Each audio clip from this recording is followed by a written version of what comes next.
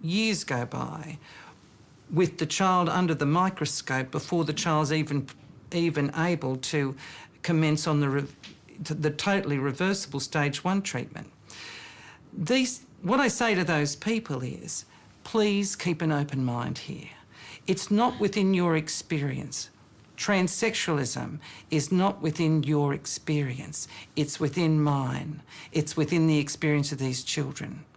If they don't have the treatment, they're faced with years and years of agony.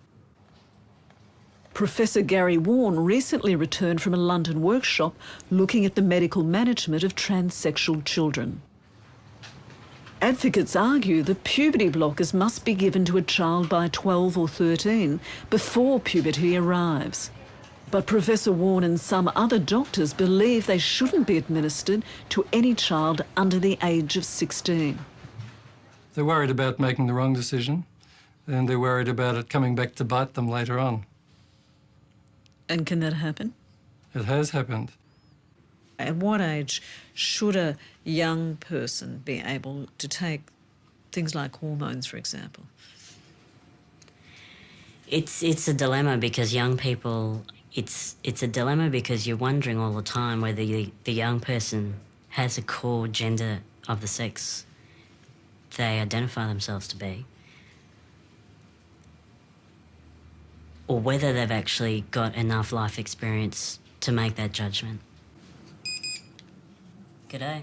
Craig Andrews runs a support group for female to male transsexuals.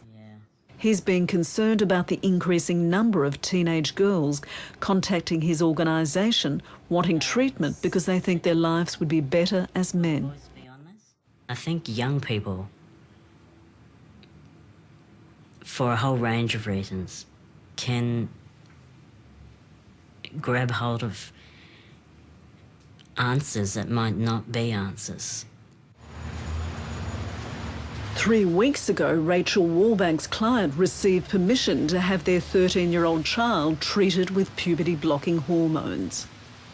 The lawyer will soon return to court, seeking an order so the parents don't have to go through the family court to access further medical treatment for their transsexual child. The next stage would include oestrogen to feminise the teenager. Rachel Wallbank says if successful, this would be a precedent-setting case, making it no longer mandatory for children to go before the family court for treatment. In my view, once a court hears more complete evidence about transsexualism, the kind of evidence that Justice Chisholm heard in Re-Kevin, then the court will be more comfortable about allowing the treatment of transsexualism in childhood to follow a medical course rather than imposing on the parents of these children the additional burden, financial and mental burden, of having to take the child through a legal process to enable that child to receive the treatment that the child needs.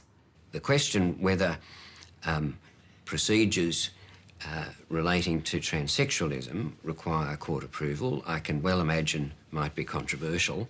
And I suppose one might be more...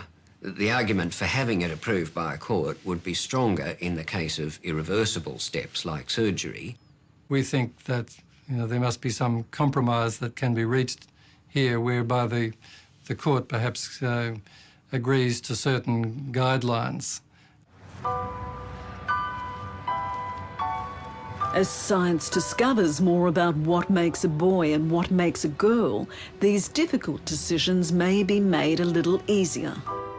But for now, we are only just starting to understand how complex the biology is. It certainly isn't as simple as XX and XY.